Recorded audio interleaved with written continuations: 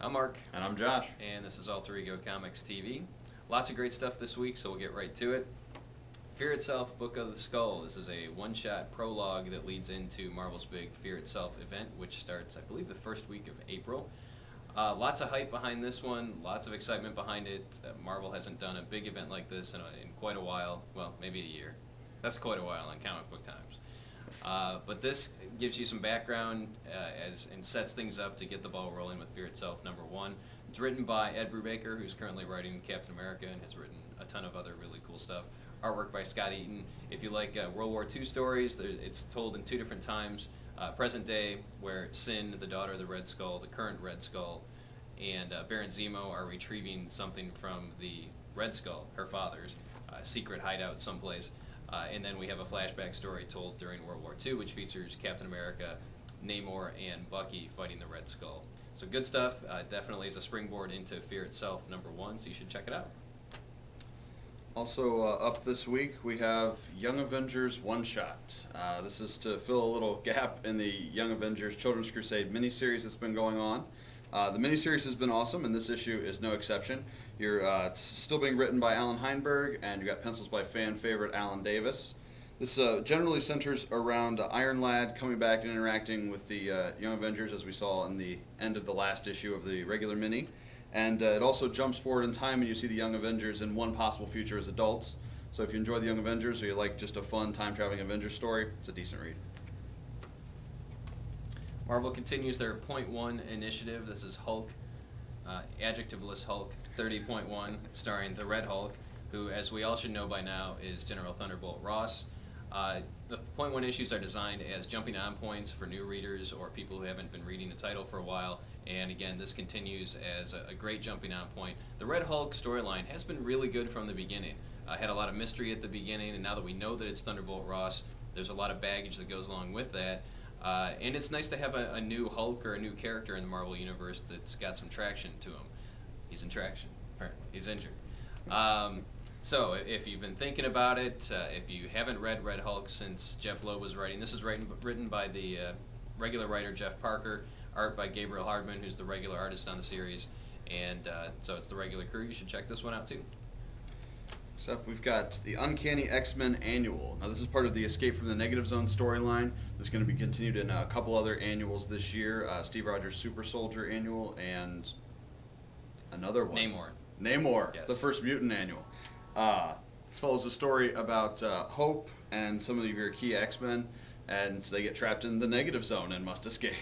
It's a great read, and if you enjoy any of those characters or you're looking forward to picking up a little more Steve Rogers Super Soldier, you should check it out.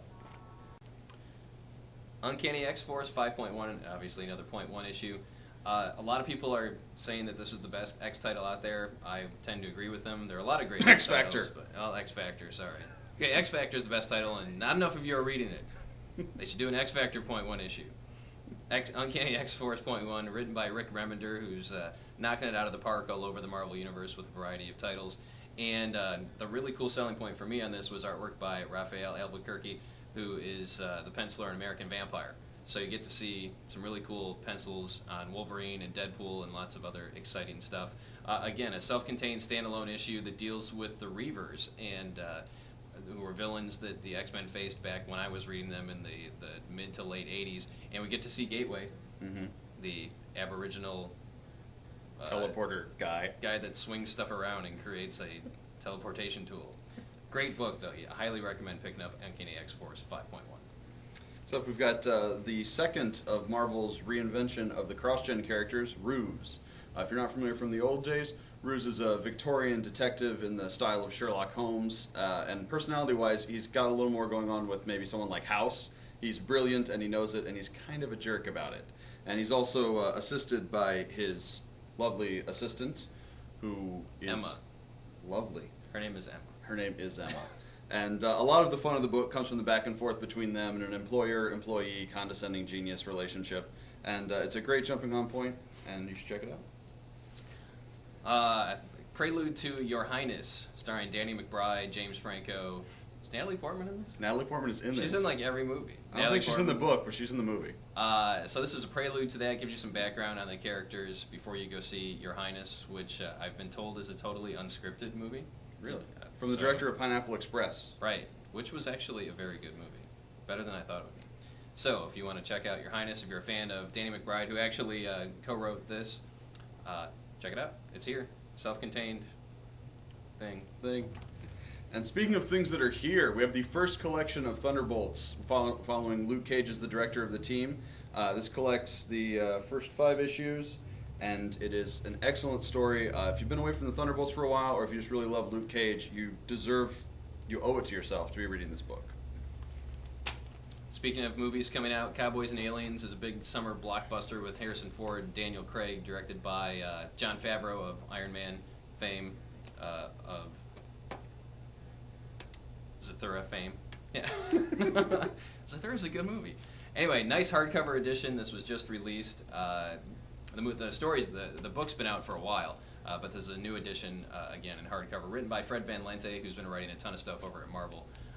So if you want to check it out before you see the movie and have everything spoiled for you, this is the way to do it. James Bond and Indiana Jones fight aliens in the Old West? I'm Sign there. me up. All right. The God of War series has got its first trade out. It's written by comics icon Marv Wolfman. And it's a great story if you enjoy war and rage and fury and cutting up people. This is your guy. This came out a couple of months ago, but definitely want to bring it to everybody's attention. This is called Tracker. This is a series from Top Cow. It was a mini-series. FBI agents, werewolves, supernatural elements, serial killers. If you're a fan of procedural crime dramas with a touch of the supernatural, this is for you. I was very impressed. Good artwork, good story, lots of fun. So if you're a horror fan and a fan of police type stuff, or just a fan of werewolves, you want to check it out. The first trade of iZombie comes out this week. This is from Chris Roberson and Mike Allred. It follows the tale of Gwen, who is a zombie who, in order to survive, has to dig up and eat someone's brain once a month. And she's overcome by their memories and feels compelled to solve their murders or mysteries or their unfinished business, as it were. It's a great book, a lot of fun. She hangs out with a club that includes a were-terrier and the ghost of a girl from the 60s. So it has a great tongue-in-cheek attitude, and it's kind of a new take on the zombie horror mythos that's a little lighter.